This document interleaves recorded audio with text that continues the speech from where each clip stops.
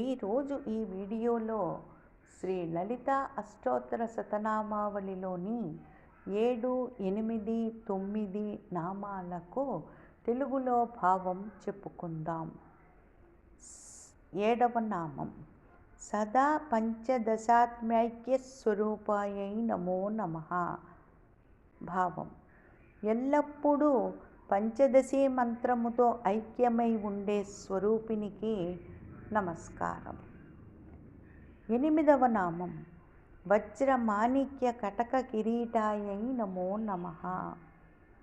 భావం వజ్రాలు మాణిక్యాలు పొదిగిన కంకణాలు కిరీటము ధరించిన దేవికి నమస్కారం.